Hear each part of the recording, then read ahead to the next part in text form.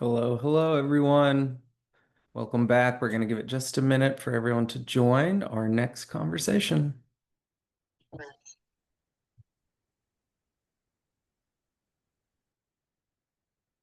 Wonderful. All right.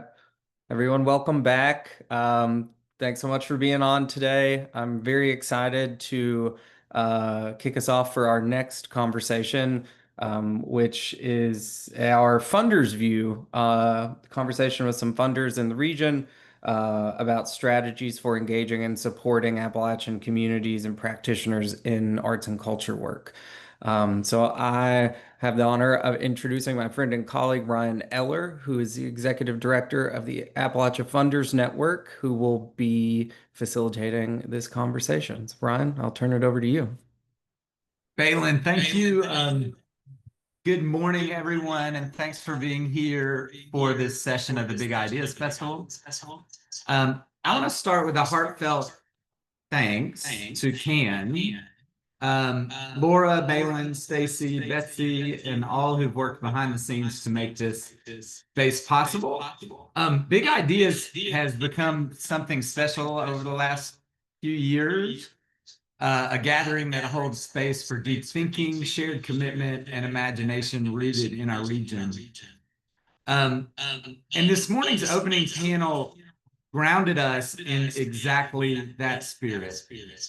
Uh-oh, I think I'm getting an echo of some kind, and hopefully we can resolve that somehow.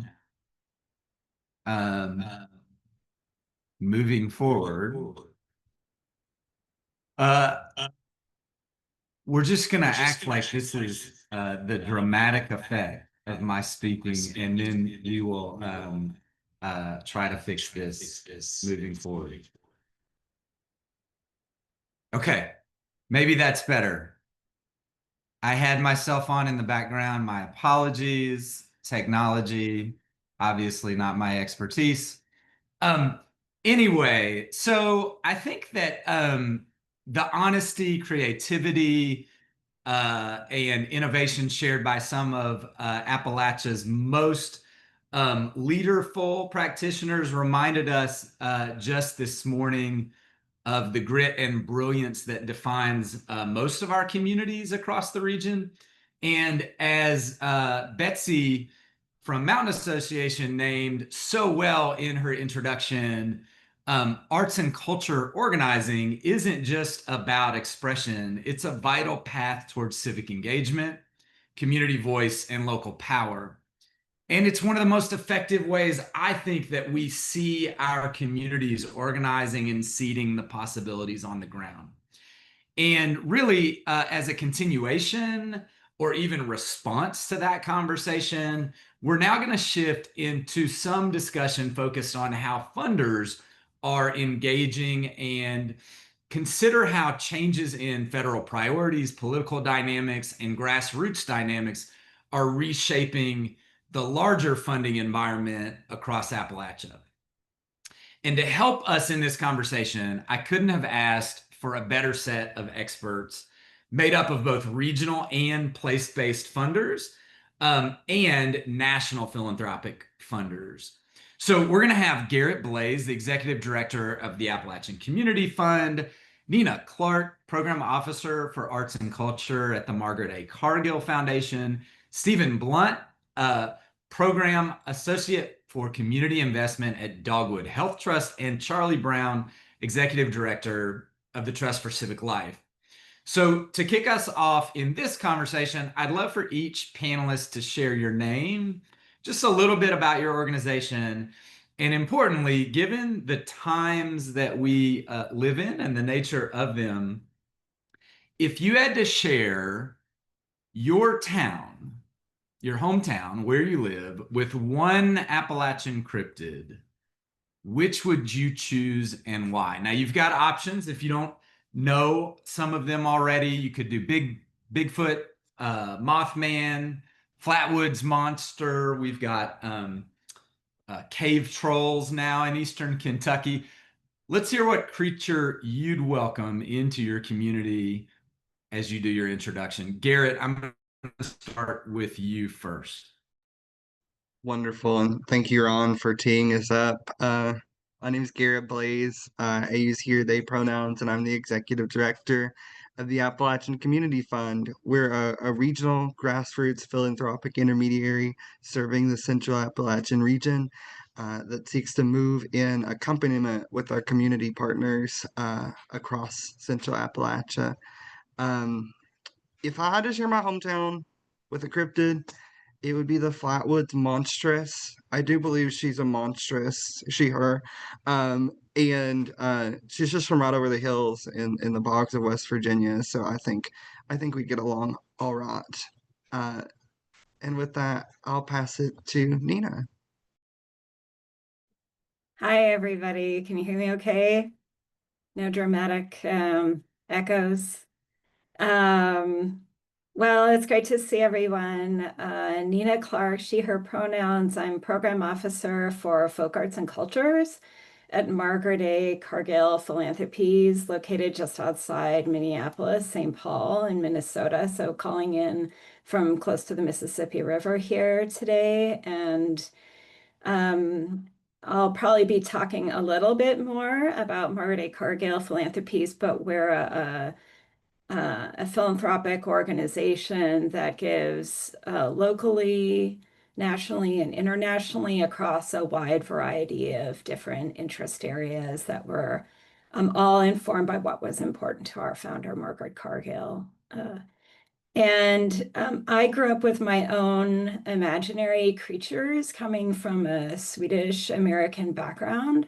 So I would want to say probably the tomte, but as far as Appalachian cryptids, we know that their main job is to scare the bejesus out of wrongdoers, I think. And so I am choosing the Wampus cat because to me, like this moment calls for a combination aggrieved lady and noisy feline. So I think I could share my community with a Wampus cat. Okay, Stephen, over to you. Thank you, Nina. I'm Stephen Blount. I am a program associate at Dogwood Health Trust here in Asheville, North Carolina. And we are a health conversion foundation focusing in economic opportunity, education, also behavior health and substance use disorder, and our now Stronger Organizations team, which focuses on general operating support for our nonprofits as well as capacity building and doing some other collaborative and innovative projects within our region. So very excited to be on this panel. And Ryan, thank you for the opportunity. And if I were to share the town with anything, because I'm a very scary person about just about everything, but I know enough about Bigfoot to think that Bigfoot would be nice enough to me. I think maybe he stays out of my way. I stay out of Bigfoot's way, and then we're all in a happy little town. I had to look up everything else, so I was like, I'll definitely do Bigfoot, and I'll pass it on to Charlie. Thanks, Stephen. Good morning, everyone. My name is Charlie Brown. I'm the executive director of the Trust for Civic Life. We're a funder collaborative of 21 primarily national foundations who are pooling funds to invest in rural regions, specifically to build out what the next generation of civic engagement and civic renewal looks like across the country. Central Appalachia is one of our priority regions, and Ryan and many of those on today's call, and some of you actually just participating, are being great partners and allies as we've built this out over the past couple of years. I'm based in Central Oregon, but I'm originally from Fairmont, West Virginia. And a combination between the two is Stephen's also cryptid of the Yeti. So I would have to go with the Yeti, which is very popular here in Pacific Northwest. And for those of you who may be familiar with the Taylor family over in Franklin, West Virginia, they are longtime Yeti trackers who I think are fourth generation now. And they have a lot of amazing stories about the Yetis. So if you don't know Luke and Daniel over there and you happen to be over in Pendleton County, it's a great way to spend some time. I'm gonna have to look that up. I'm pretty sure I saw a Yeti downtown Asheville one night years ago. So Stephen, you might want to look out for that. Could have been just seeing things in Asheville. Who knows? So I want to get serious just for a little bit, y'all. I know this morning's practitioner panel carried a lot of themes. I heard uncertainty, disruption, and challenges, but I also heard a lot about collaboration and what folks are doing to come together in these moments. I'm curious to hear from you all what you heard from the last panel that really is causing you to stir your spirit. And is this something that you're hearing from others? What are you hearing from your practitioner partners and from folks across the country and also in the region? So let's start from across the country, folks. Charlie, we'll go to you first with this question, if that's okay. Yeah. So as I mentioned, for the Trust for Civic Life, our work is national, looking at rural regions across the country. It gives us a unique view in really trying to understand what are the trends or common themes that are happening, not just across Central Appalachia, but what's also going on in the Black Belt or what might be happening in Northern Idaho. And I think a few things are relatively consistent no matter where you're at. One is levels of trust in national organizations are relatively low right now. There's not a lot that I think we can feel a sense of gravity towards to say, here's an institution or here's a place I feel like I've got a grounding and a sense of trust that can carry me throughout my day, let alone through my organizational strategy. The inverse of that is trust at local or regional levels is phenomenally high, really good. It doesn't mean it's equivalent across all aspects or all institutions, but it's something where there actually is a real gravity and I think an anchor for most institutions. And that has to be something I think we really hold on to and pull our strategies around. What's going on in our regions? What's actually happening that we know we have the sense of agency to be able to drive and change? And how do we use that as a lever to then influence national organizations? With that said, I also know that it's challenging moments and times when federal funding cuts and even state funding cuts are starting to come through. What we see as well, though, is it's hard to always understand what's happening. So even from a funder who's looking at a national level with lots of access to different points of information, what's real and what's not real? What's actually going to happen versus threatened to happen?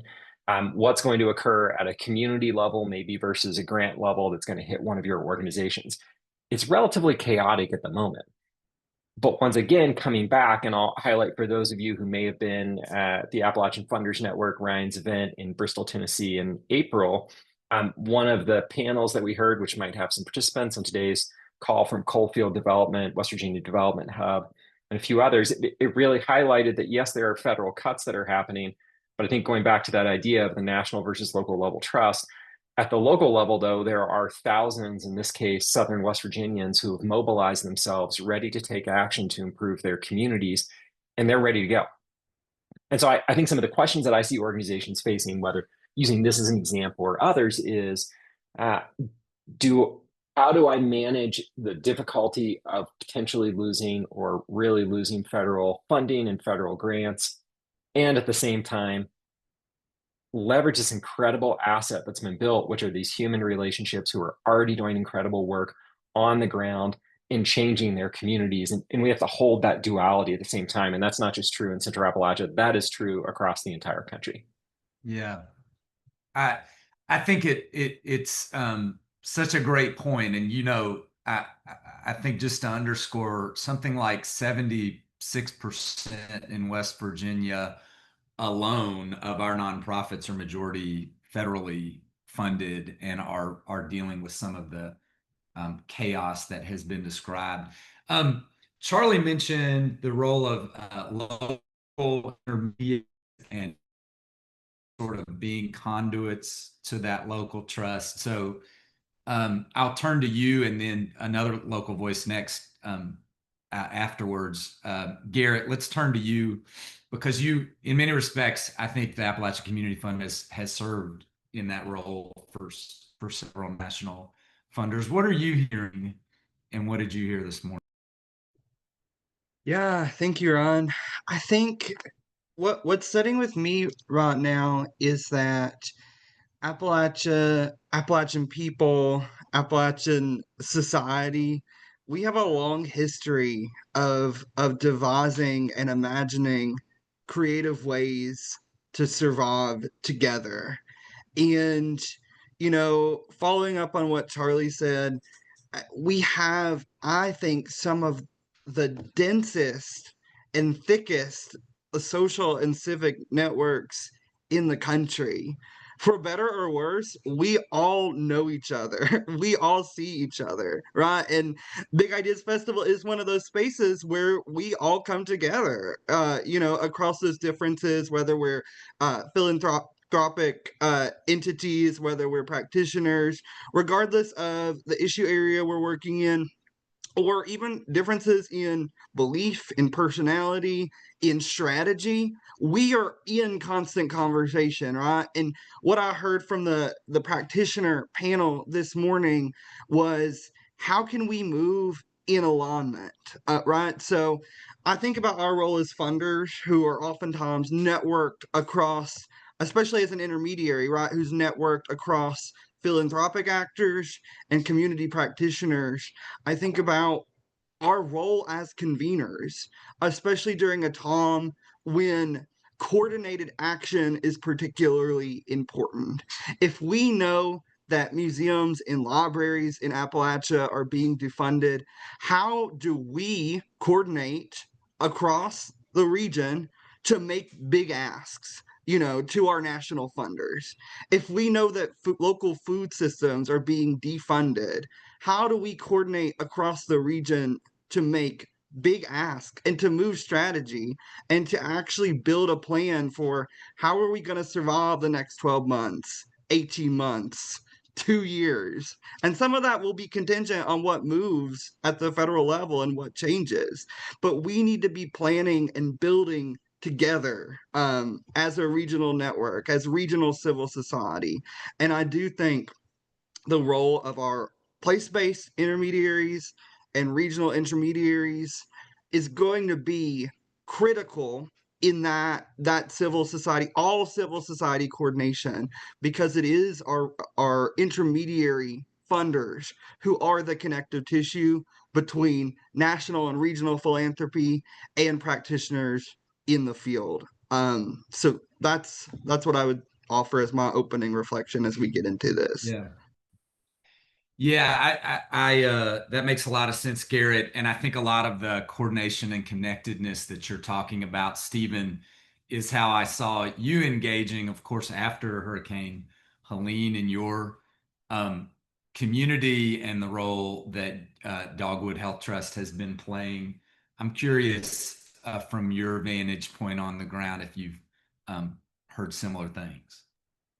Definitely, Ryan. I think one of the things that's come up a lot in our area is always having to compete, so to speak, in a lot of cases for funding across the state or in other parts of the region. So when it came to a lot of what we're dealing with now, a lot of them were already mobilized to say, okay, well, we might not be able to get it this way, but where's another way that we can do it together? And I can bring in somebody that might have something that I can use, and we come together, and I'll give you what I have. And I think we've definitely seen glimpses of hope, that despite there being this shortage in a lot of areas, um, there's still a lot of hope that we're going to get through it. We're going to be able to figure it out. And I definitely think the collaboration aspect of it has been one of those, the foundational aspects that's really kept everybody grounded. And us at Dogwood having to, we always say that they're the hands and the feet and the work of the work. So whatever they need, how they need to move is how we're moving. So we're not going to move ahead of them, but we're going to move with them to see, okay, we know this person over here has this. How can we bring them to your area? Because we haven't always been able to rely on the state of North Carolina for certain things, because there are so many different places that need the same thing. So us in our little region have made do for a long time.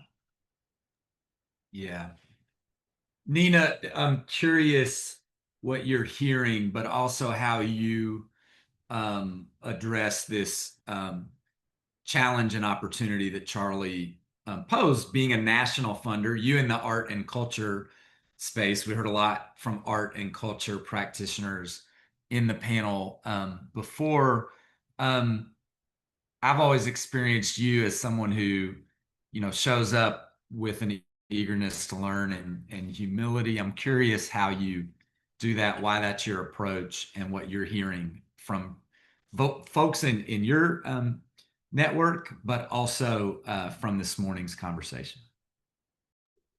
Yeah, thanks so much. And this is my first, excuse me, time coming to the Appalachia Big Ideas Festival. I've always had my eye on it, and it just hasn't worked for me to join. So really grateful that I can do that without having to get on an airplane or jump in my car and drive several hours. And so I do really appreciate just the opportunity to learn.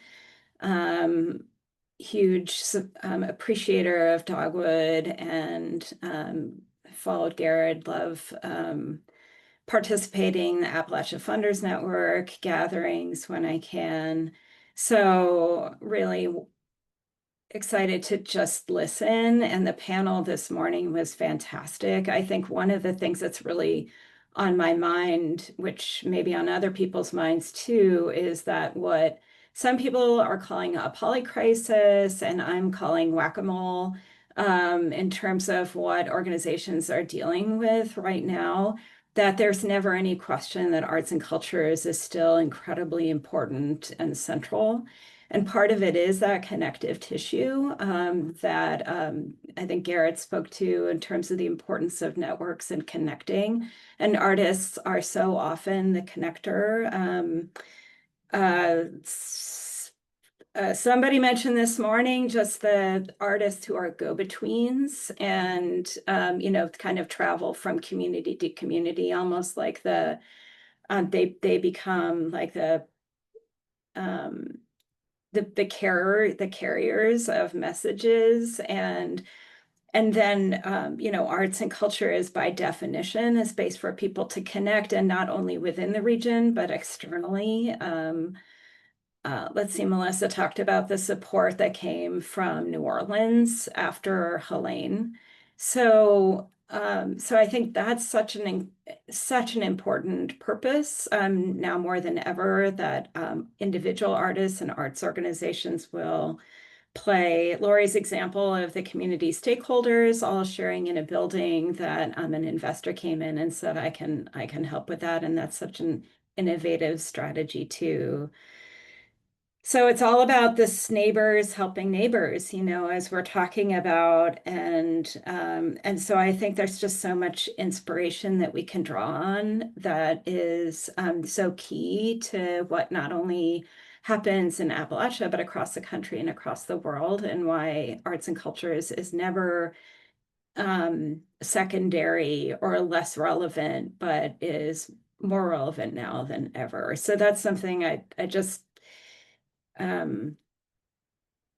really appreciate being highlighted by the folks this morning. One more thing, I guess, too, is just this really interesting, we'll talk more, I think, about the specific strategies that my organization, MACP, is trying to take to be somewhat more responsive than we maybe ordinarily are in this moment, but just the call for general operating, and at the same time seeking out what are great strategies that can be used to move work forward in this moment. Well, that's actually a great segue, because what do we do next? What are the tangible things that funders are doing, should be doing, or that you're seeing? And it's really wonderful to hear, Nina, that y'all are taking that approach with general operating support.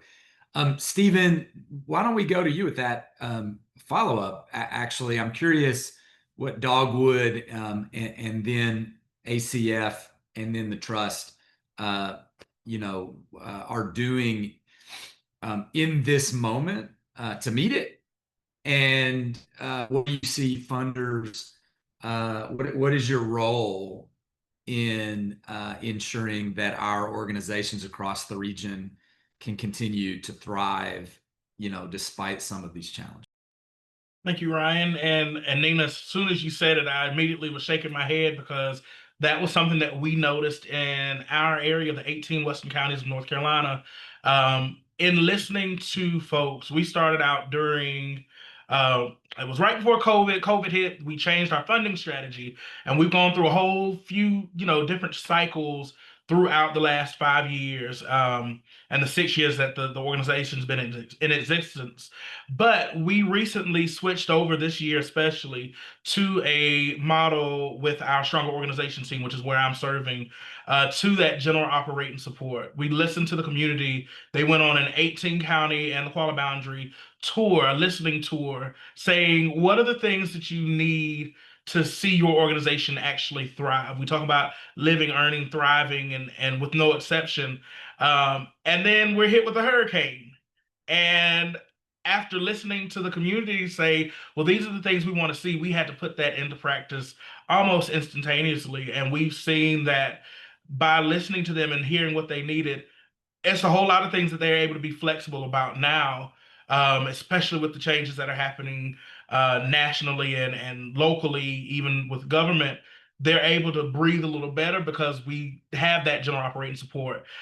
We also have the capacity building, like I stated earlier, to strengthen the organization and leadership and learning what it is to make sure that your organization for generations can be here, or however many years that they're in existence. So we've definitely seen that the challenges faced, we had to pivot. It was an immediate pivot almost. But because we were able to do that and give them the flexibility and give them the autonomy to make the decisions that they see, we don't see it necessarily from our vantage point. They see it on the ground every day. And we've definitely been able to really be there more because it's like, okay, how can we support you and it not be what we want to see, but it's what you need? Yeah. That's very helpful, and I appreciate you lifting up that central starting point of listening. Just also of note, Dogwood, since the storm has increased its giving into the community beyond its traditional approach. Garrett, how about you?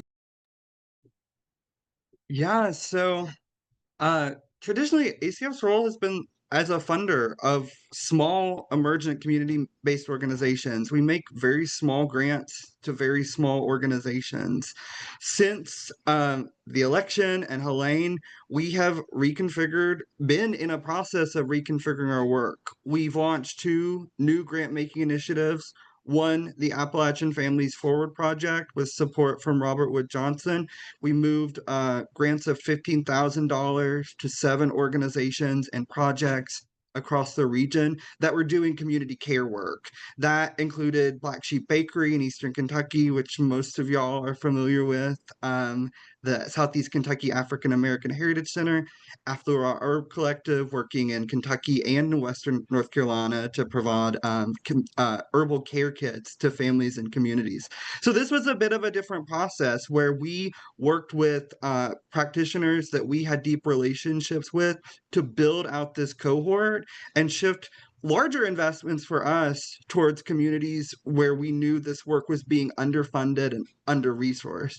And through that work, we were able to build a relationship with Dr. Sarah Nunez at Affluent, who then advised us on a strategy for moving funding to communities in Western North Carolina impacted by Helene, including right now we're moving funding into the Just Recovery WNC, which is this new emergent community network that is addressing the most immediate and pressing community needs, especially those that are emerging at the grassroots level that philanthropy is sometimes unable to touch or reach.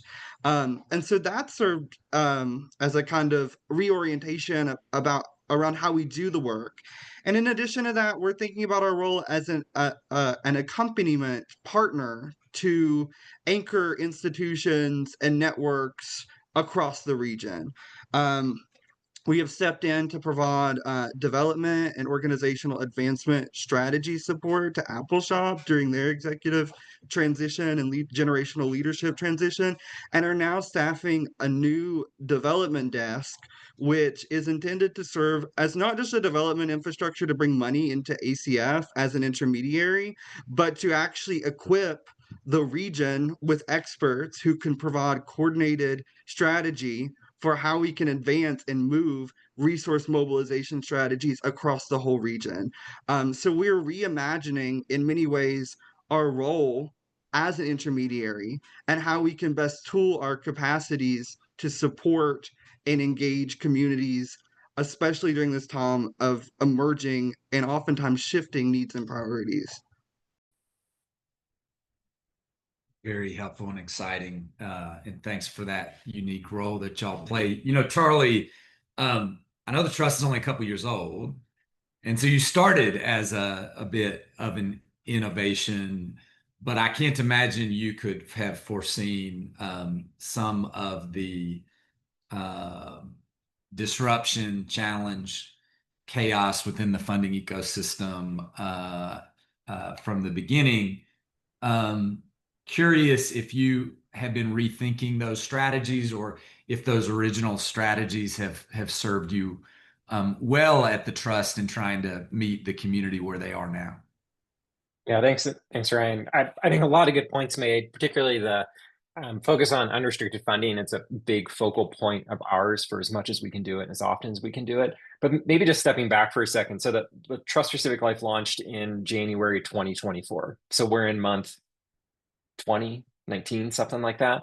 It's definitely a relatively new effort. And when we developed the Trust for Civic Life, our focus was really, as I mentioned earlier, this idea of like, what's it look like to reimagine what the civic experience, and in some ways the American experience, looks like? How do we start to reshape what it looks like to join clubs, organizations, be part of your community? What is our relationship with how change gets created? And at that moment, as we were getting started, if we can imagine as far back as late 2023, early 2024, there was an incredible amount of focus on the opposite of what's happening to federal funding right now. It was like all out, let's go get the federal funding. There's the IRA Act, CHIPS, a lot of opportunities, and then those changed obviously really quickly and rapidly. As those change, though, something that hasn't changed for us, though, and actually has become more reinforced, is the sense that what local communities are doing is actually reinventing the moment. It's like, as I think Garrett mentioned and others did as well, it's like if there's one thing that's true about Appalachia, it's that Appalachians know how to navigate difficult situations and have done so for 200 years. When we started our grant making just a little under 2 years ago, the thing that struck me nationally is that we had potential applicants and groups we were building relationships with literally all over the country. Tribal lands, Pacific Northwest, US southern border. Nowhere, not even close, nowhere was as connected and as coordinated as everyone that we met in Central Appalachia. I mean, it was like uncanny how rapidly we would be able to reach out to one person, and all of a sudden there would be a text thread that we wouldn't know about for like 2 months, but there's a text thread going on behind the scenes of everybody coordinating, navigating. How could we change a situation? What roles should we all play? We haven't seen that happen anywhere since then either. So there is something unique here, but what I think is unique is not just the coordination, it's this idea that what's really happening in a moment of crisis is that we're rebuilding something that is better. And yes, there are absolute challenges and there are true urgent needs and emergencies that are happening. Our fund isn't necessarily set up to be able to address those. And honestly, we don't have enough money to be able to fill those gaps and needs consistently. But what we do have the ability to do is go into communities who are saying, it's a crisis today. It's probably a crisis a little while ago anyways. How do we rebuild what's happening here? And how do we use our creativity and imagination to actually, in some ways, recreate what it looks like to have the American experience? And I think nowhere is that truer than what's happening in Central Appalachia. And for us, we really center that on two things. One, how do we fund hubs, is what we call them, civic hubs. And these are groups like a West Virginia Development Hub, Coalfield Development, Invest Appalachian, several others we fund in the area and will continue to do so, who are really those anchors that when something happens in the community, this is who somebody picks up the phone and calls. This is the type of group that's actually helping bring that community together to say, what's our vision? How do we coordinate lots of ways to get involved? And then how do we bring the human and financial resources to make that happen? They're certainly not the only ones. There are many others that are out there. But I think this becomes a core part of our strategy to say, whether you're navigating what's happening in the future, let's build what we want, or you've got to navigate some of those crises that are going to happen along the way. I think we've got to invest in these anchor institutions that hold us together, can take risks that other groups can't, and then can become the facilitator, not terribly different than the way that Garrett highlighted it, of bringing that community back together and making sure those resources reach out to it. Yeah. It's funny you say that, you're working within limited resources, which is always true, right? I've got a friend that said recently that to me that he never heard so many people saying they don't have money in his life before he started hanging out with funders. And yet it is also true that if you took the drawdown in federal grant making and tried to replace that just with private philanthropy, you could exhaust all of the endowments in the entire nation across private philanthropy, exhaust them completely, and that funding would still only make up 78 days of what the federal government grant making could. And so we do have to be thoughtful, for sure, and working strategically in our communities. What I also hear, though, from practitioners really echoes a question I think that Amanda is actually asking in the chat. And so I'm going to bring that into the conversation. And Amanda asks, what strategies have been useful for you and your organization when speaking with your own funder, sponsor, supporters to help convince them that general operating support is an effective use of funds? I am curious what you like to hear as funders when someone is trying to seek that, ever valuable long-term general operating support. But also, I just want to say, I also hear from a lot of practitioners frustration and just kind of a question: why don't these people see my work? Why don't funders see my work? How do you respond to that? What do we do to right that challenge? Anybody want to take that question first? Stephen, you go ahead. Okay, I'll go real quick. Before I was at Dogwood, I was in a lot of the areas that we support. So I worked in education, I worked in housing, and I think because we are place-based and we're able to really get to those places a lot quicker. So we're able to go and view a lot of these organizations head on, see what they're doing day to day. It paints a different picture. These are people and them telling us, I go home at night and I sleep and I'm thinking about how am I going to even keep the lights on, or how am I going to make sure that these people get the food that they need. It's a lot different than reading it on an application, but actually seeing it and seeing the impact that they make, and somebody coming in the door. We've been in a meeting before and somebody who was getting those services came in the door and we saw right then front row view of what it's like, just the small things that we think are small and certain things that are on paper, but seeing it in action is a whole lot different than hearing it. And I think the more that we hear and we see and we're out there, it's a whole lot different. And it really changes your mind on it necessarily being something that they're just asking for, but actually something that is useful, it's effective. And it only happens outside of the four walls and being in there in the trenches with them.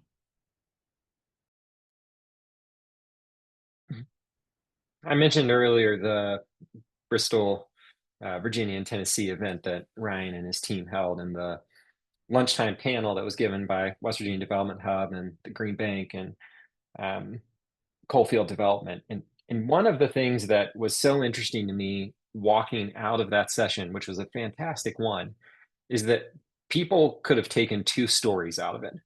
One story of that panel was over $800 million in federal funding had been secured by the community, and now it's lost. What are we going to do? Crisis emergency.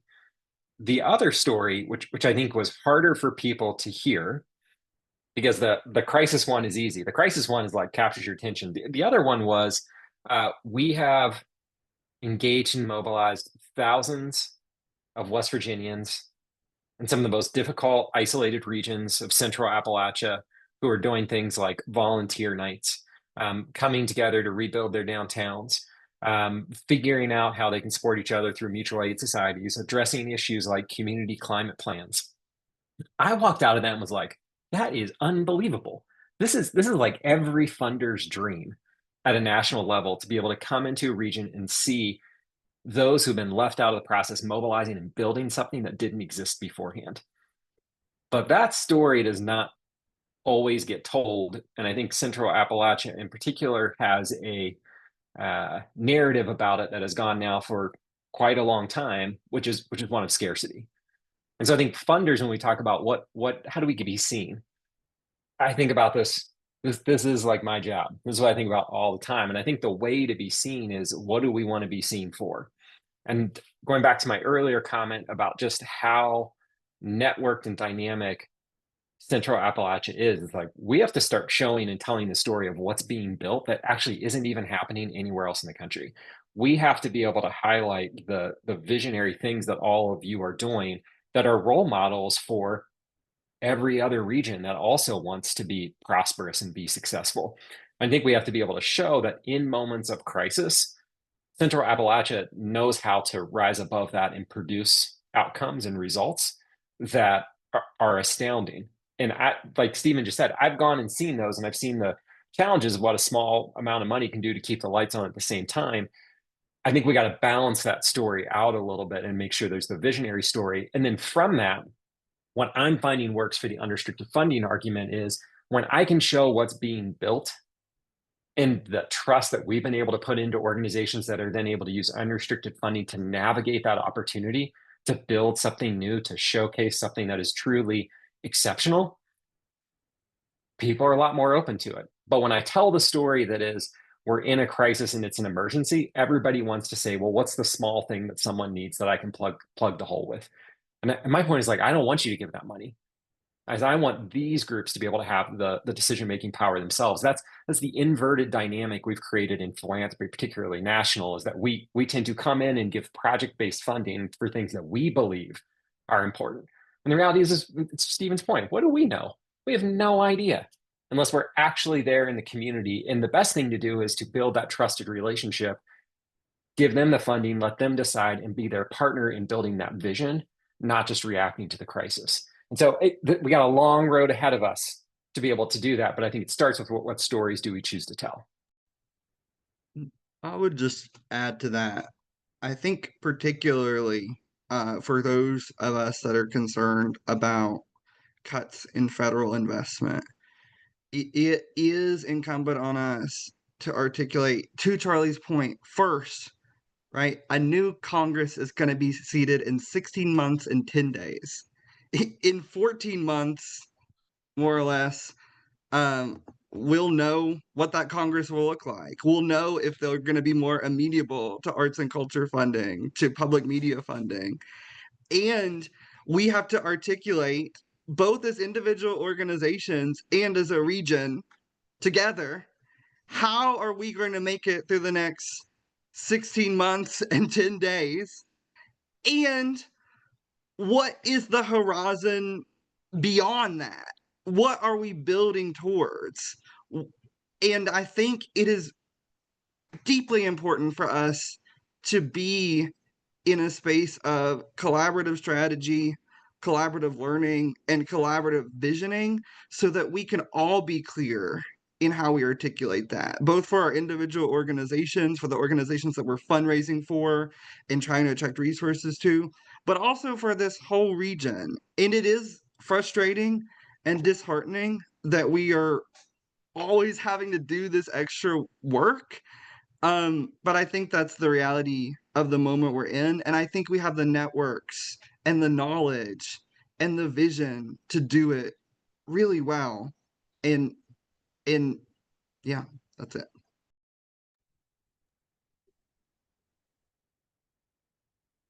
Can I jump in, Ryan? Is that okay? I'm loving this group. Thank you all for your wise words. I want to make sure that I go on the record to clarify that MACP doesn't make general operating support grants. And it's been something we've talked about a lot. So just to clarify how we do our work at MACP, we make grants to organizations doing work in the region that can themselves make grants or do this network building work. And sometimes they make grants to organizations that make more grants. So I call it the kind of capillary action work. I think sometimes there's questions about the effectiveness of intermediary work, but to me, that's just all part of the network building. And we try to make grants over long periods of time, do 36-month grants, and then often renew.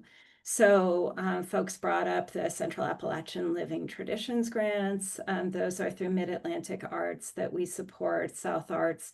So we're trying to, we work with partners that are really mindful about listening to communities. And so what we did during COVID was that we were able to provide flexibility to our partners that because all of our grants at MACP are restricted typically, but we released restrictions so that they could either use funds for themselves or to be more responsive to the communities that they were working in.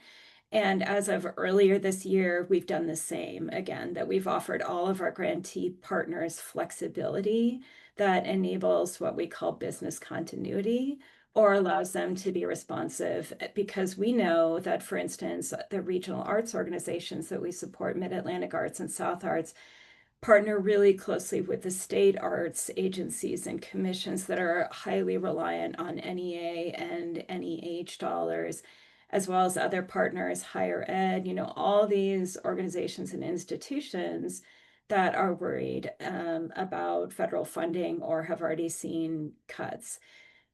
So, I think it's all about entrusting, the local, as we've said, as everyone's been saying, it's about trusting the local organizations. But one thing that I just keep thinking about is how, Ryan, to your point that philanthropy can never make up for the federal dollars, which can sound like excuse making.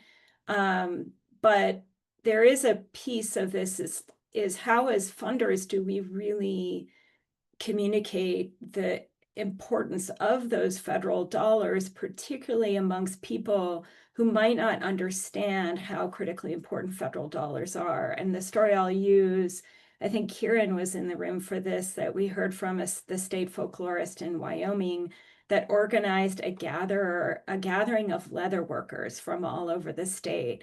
They came together and the state folklorist organized this gathering. And they said, well, we can't wait to do this again next year. And the state folklorist said, well, I might not be here next year to organize this for you. And they said, well, why not? And he said, because I get money from the National Endowment for the Arts. And I'm not sure of the status of that based on decisions of this administration. So it's, I think there's a piece of this, Garrett, that like when you mentioned like our horizon, in the meantime, not that we need more to do, especially artists and arts organizations that already take on so much. So maybe it's for us how do we help people understand the degree to which these government dollars are providing positive benefit in their lives, including in arts and cultures where they might just see the people in front of them that are based in their community that are doing really amazing work. But boy, can they, all the programs, Vista, AmeriCorps, these parks, all these different routes that federal dollars are able to bring benefits directly into their backyards. How do we help them see that's part of the picture as well? So that's a bit on my mind. I don't know that I answered the question in the No, Nina, in the that was chat. so helpful. I mean, I'll say, Garrett was clear earlier in mentioning that at least on the private philanthropic side, and it is my view, this is my bias. I view philanthropic funders as squarely a part of civil society, not as a part of sort of this three-legged stool of corporate and government entities, and therefore ought to be in deep partnership with particularly social entrepreneurs, nonprofit organizations, community organizations across their community. But it really underscores for me these brilliant questions that Della is asking in the chat. So I want to go there because I think they're provocative. What then is preventing us from understanding the barriers to accessing funding, to collaborating or even democratizing more within the funder landscape? We're here with a bunch of private funders. So that's the question. And then approaches to advocacy. I'm wondering if anybody has any responses around the comfortability of that. I can say, Della, directly to your question about lobbying, on the private funder side, if you're a private philanthropy, you're really barred from doing any of that unless you directly are harmed. There are some small exceptions that's quite restricted.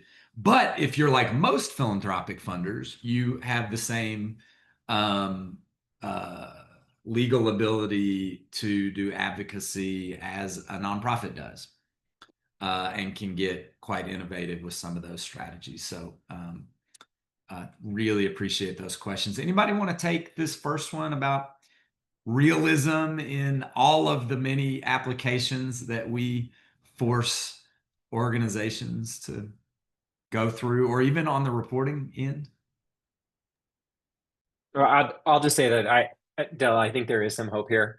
At a national level, I'm seeing funders also come to a recognition that the application process is not just burdensome for you, but it's burdensome for them. And a lot of times it doesn't necessarily always get the most quality information that allows them to make the decision they require. So I'm seeing funders actually starting to move towards more simplified application process. I think inside of that application process, though, the question is, how are they finding you to get to that application process so that that is also an effective use of your time? It's actually getting closer to the ground in relationships that are important. I think that's why work like what Garrett's doing, I think the way that Dogwood has approached their work is fantastic. And those are key partners that I think for national funders ourselves have to be able to come in and trust to say, they know best, they know who these relationships are. If they've done the due diligence or the applications, how do we just roll with that? So I do think there is some movement happening there, and there's movement happening on the reporting side, as Ryan was mentioning. I remember one time going into it was a number of years ago. This is like 12 years ago or 15 years ago, going into a very prominent national grant maker's office, and there was a stack of papers on his floor that was probably 2 feet high. It was like precarious. It was like a tower, like a Jenga tower hanging. And I'm like, what are all those papers? And he grimaced and he was like, those are all the grantee reports I'm supposed to read. He's like, how could someone read all that? It's crazy. So I think they know too that the process has to change, and there's some progress being made there. And just to touch on your question about how do we go and influence federal policymakers, Ryan's right. It's hard for many of us to be able to do that. But the place that I actually see happening the most is what Nina said. It's where communities start to realize the implications of what's happening to the experience they have or the experience they want to have and what's about to be lost. That's where things I think are getting very real. But sometimes if somebody doesn't translate that for them and doesn't help tell that story and make it clear, like it did with the example that Nina had, people don't know why things are being lost and they're not understanding what it is to fight for. I'll end here really quickly. I was just in northern Idaho meeting with a group of business leaders and nonprofit leaders in an area that has a long history of white nationalism, white Aryan nation, very complicated dynamics happening in that community. And people were asking, like, how do we actually get change here? And the stories that were told continually were stories of change that happened when people realized what they had just lost. And it's not always the best way to get there. We don't want to have to lose something to try to get something back. We'd like to get ahead of that. But when we lose something and we understand why we lost it and what the implications are, it's a pretty good way to get people off the couch and get them involved. And so that's one way of thinking about ways that we can influence systems without having to be a lobbyist or advocate ourselves.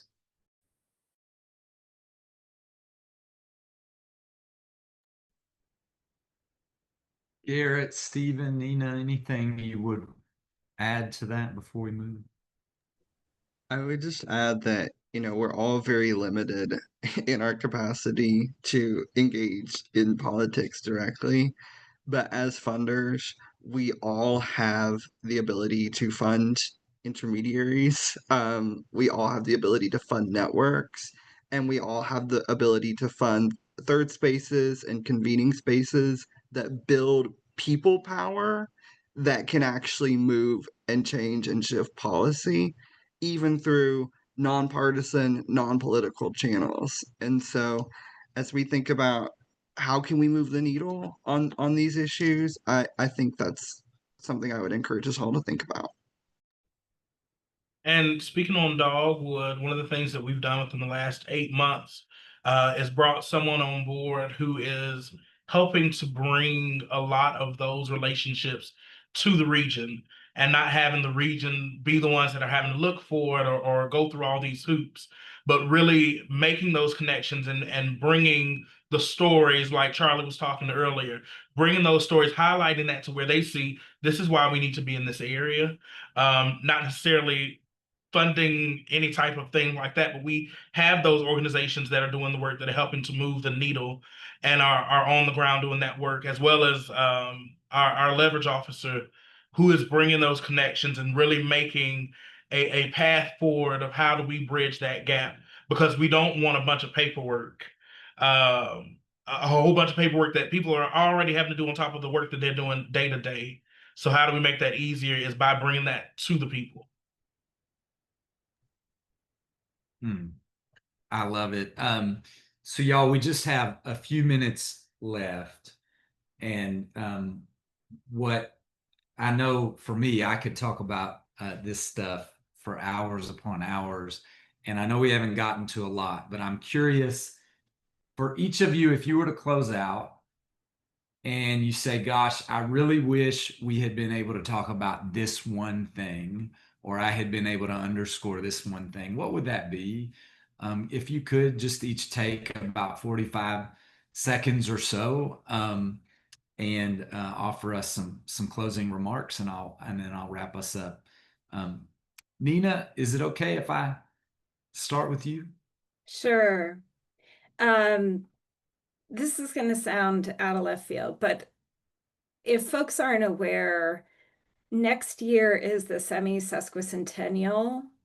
And with all these conversations about language at the Smithsonian and maybe other museums and arts organizations, a really enormous opportunity we have in arts and cultures and more broadly is to really tell the true and accurate story of who all the various people are that 250 years ago and more made this place that we live in, these regions that we live in, what they are today in all of their fullness and richness and diversity. And so I am always inspired by people in Appalachia complicating the story that and the image that many people have of what the region is. And in my view, Appalachia is the model of providing a better, more inspiring and beautiful story of what this country is.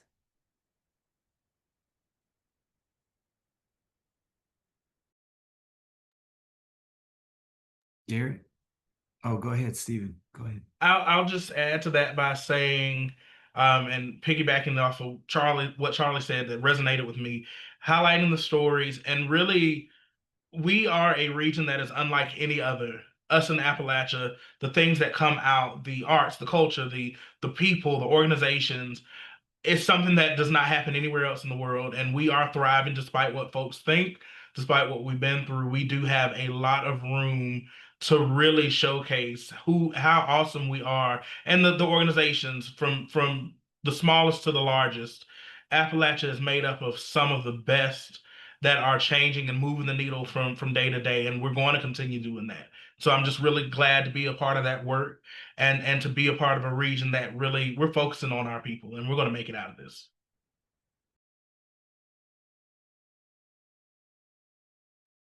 Garrett? Yeah, I'll say I think Appalachia has some of the strongest networks in the country. Grateful to be engaged with AFN, to be co-chairing AFN, grateful for the work that CAN does, but also we have these rich informal networks. We have to work together. We have to talk to each other. We have to keep convening. I believe that we have the wisdom and the knowledge and the capacity to rise to the moment we're in, but we can't. They want us. They want us to be thinking about uh, what we can do for ourselves in our organizations. And what would be really scary to the people on the other side of this is if we moved as a collective organism and moved in coordination and in solidarity. And I think that solidarity, alignment, coordination is what this moment demands. Charlie? I get a lot of my funders who are part of the Trust for Civic Life are democracy funders. It's kind of the orientation they bring to it, but they see that democracy is much larger than just showing up to vote. They get that it's the everyday experience that we have in America. And as I talk with people all around the country, usually the question is sort of, well, things are bleak, things are dark, it's a moment of crisis. How do you navigate that? And maybe I'm a glass half full guy, but I kind of look at it as the opposite, which is we're in this moment right now where we're basically recreating democracy. We're like reinventing it to make it relevant for today's society, today's needs, where we are in this modern moment. It is messy. It does not always go the way that we want it. Things happen that we wish would have happened different ways. But if we embrace that moment of this is a time period and a historical moment that we're going to look back on and be like, we are either part of recreating democracy and recreating the American experience in a vision that we all desire, or we let someone else create it for us. And so for me, how are we seizing that moment? How are we jumping onto that? What is happening? If we had more time, what I want to hear is like, what all are you doing on today's call? Because you're the ones who are actually out there building it. You're the ones that are creating it. And that's where I think the real excitement is. Let's build that together. Looking forward to listening in to y'all and being in conversation with y'all. Again, thank you, Appalachian Big Ideas Festival, for creating the space for us. Thank you, Charlie, Garrett, Nina, and Stephen, for joining in this conversation. And just so thankful to be from District 12 and to be the ones prepared for what comes next. Thanks so much, Ryan, and all of our wonderful panelists. Really appreciate you all taking the time out of your day to be with us. I'm going to be wrapping us up and just wanted to remind folks that we're going into a 20-minute break. So feel free to stretch your legs, grab some lunch, and come back here at 12 o'clock for our first keynote around Appalachian storytelling with Kieran. It's going to be, as always, with Kieran, a really exciting, wonderful time. So we'll see you all back here very shortly.